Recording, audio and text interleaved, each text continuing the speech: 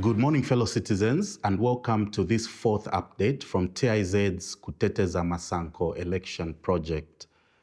As we have previously stated, these regular updates, which are based primarily on what our long-term election observers currently deployed across the country are observing on the ground, enable us to objectively highlight various developments taking place within the electoral environment as we head towards polling day on 13th August 2026. The three issues we are focusing on in today's update are the increasing involvement of traditional leaders and public officials in partisan politics, the continued occurrence of political violence and intimidation, and the need for election campaigns to shift from political rhetoric towards issue-based policy discussions.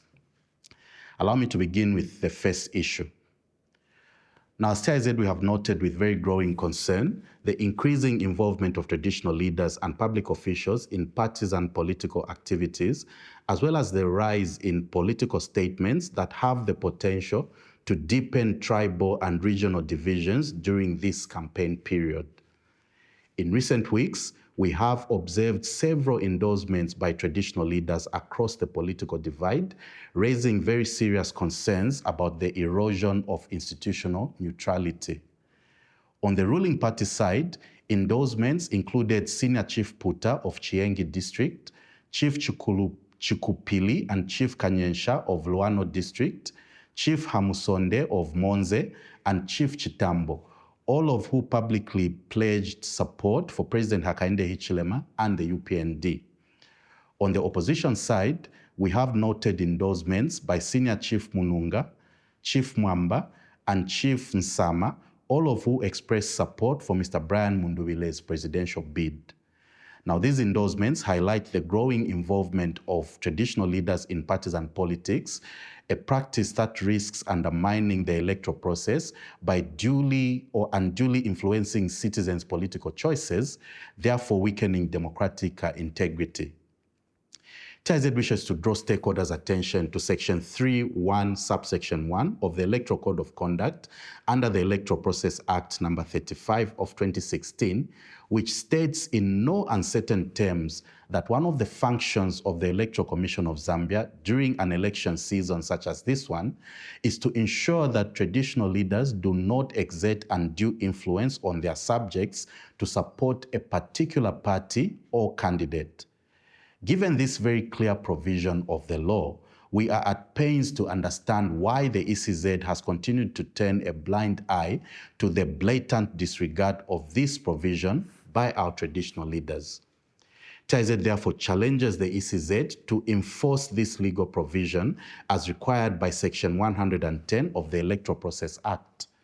Traditional leaders hold positions of trust and authority in communities that transcend partisan politics, and their public endorsements carry significant weight with the potential to unduly influence citizens' political choices. The ECZ's failure to implement this provision makes them complicit in the undermining of Zambia's democracy in that respect. TIZ further notes with very grave concern the public remarks by Zambia's ambassador to South Korea, Mr. Andrew Banda, who openly declared that he, being a serving diplomat and civil servant, had returned to Zambia to campaign for President Hakainde Hichilema. Now, civil servants, including diplomats who are accredited to Zambia's various missions abroad, should have no business taking part in active partisan politics. In fact, active participation in politics by civil servants constitutes gross misconduct which can lead to immediate dismissal. In particular, the Disciplinary Code and Procedures for Handling Offences in the Public Service of 2023 makes it an offence under Category B for public officers to engage in active politics. We therefore call upon the Secretary to Cabinet to institute the necessary disciplinary measures against Mr. Banda for brazenly abrogating this provision. Failure to act on the part of the Secretary to Cabinet will confirm perceptions of political bias within Zambia's civil service. We further note that this is an issue that appears to have been going on for a long time. We recall that during the 2021 election season, diplomats such as Mr. Emmanuel Mwamba and Mr. Anthony Mukwita also openly campaigned for the then ruling Patriotic Front, and at the time, the UPND, then in opposition, were among many stakeholders that strongly condemned this practice. It is therefore important that the UPND, now in power, does not perpetuate practices that it previously opposed, and we challenge them to categorically state that they do not condone Mr. Banda's actions. Political neutrality within the civil service should remain a consistent democratic principle, and any departure from that principle will undermine the integrity of our democracy. TIZ has also observed the worrying increase in statements by political leaders that risk inflaming tribal and regional sentiments. Remarks such as those by Mr. Mutotwe Kafwaya, suggesting that Western Province did not deserve an international airport, and Honorable Chishimba Kambwili's comments portraying President Hakainde Hichilema in ethnic terms illustrate how political rhetoric can reinforce stereotypes and also fund divisions within our communities. On the ruling party side, President Hichilema's continued references to tribal divisions under the previous administration, coupled with reported threats of violence against Lozis who might support opposition candidates, as well as calls by some UPND members in Western Province to physically confront opposition figures, further illustrate the dangers of divisive discourse.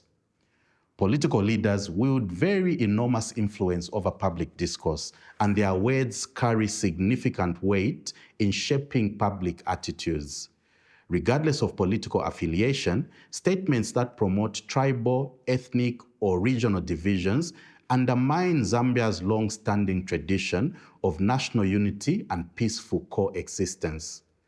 We further call on all stakeholders across the political divide to be more alive to their responsibilities of promoting peace and unity rather than dividing the nation along tribal or any other lines.